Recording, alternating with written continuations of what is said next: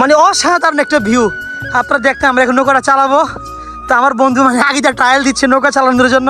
তো পরবর্তী স্টেপে আমি যাবো। তো আপনারা আমাকে ড্রাইভ দেখবেন ভাই, নৌকা যে মাঝি হওয়াটা যে কত কষ্ট। ও ভাই রে ভাই, আসলে ভাই কোনো জিনিস উস্তাদ ছাড়া কিছুই হয় না। এই নৌকাটা চালাতে গেলে বুঝবেন এরকম অবস্থায় কি হয় আমাদের। তো চলুন দেখুন।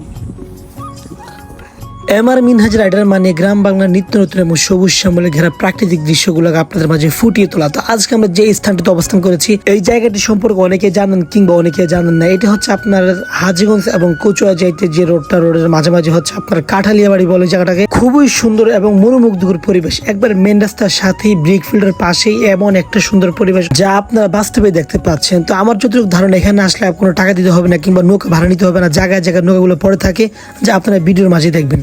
আমি আমার মিনহাজ রাইডার প্রতিনিয়ত চেষ্টা করি চাঁদপুর জেলার যে কোনো প্রত্যন্ত অঞ্চলের যে দৃষ্টিনন্দন স্পটগুলো আমরা আপনাদেরকে ফুটিয়ে তোলার চেষ্টা করি। অবশ্যই চাঁদপুরের মধ্যে এমন কোনো রিসোর্ট কিংবা এমন সুন্দর সুন্দর জায়গা থাকলে আমাদেরকে অবশ্যই কমেন্ট করবেন এবং মেনশন করবেন। আমরা সেখানে যাওয়ার চেষ্টা করবো এবং সুন্দর করে ভিডিও করে হাজারো মানুষের সামনে আমরা উপস্থাপন করবো। আপনি নীরবে সুন্দর মনোমুগ্ধকর পরিবেশে যদি টাইম স্পেন্ড করতে চান, তাহলে আমি বলবো যে অবশ্যই আপনি এখানে ঘুরে আসবেন। এখানে ঘুরতে আসলে কোনো পরিমাণ টাকা পয়সা লাগবে না কিংবা মানুষের কোনো আনাগোনা নেই। নীরবে রিল্যাক্সে আপনি পুরা নদী পুরা বন্দর ঘুরিয়ে ফিরে দেখতে পারবেন একদম বিনা টাকায়।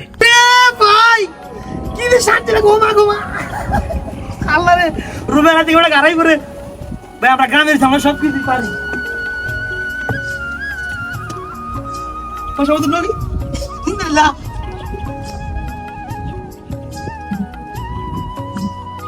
ভাই সব কিছু পারি গ্রামের এখানে ঘুরে ভাই।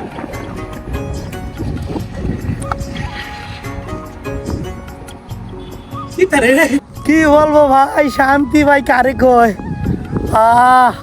দক্ষিণা বাতাস আর নিচে তো পানি ঠান্ডা।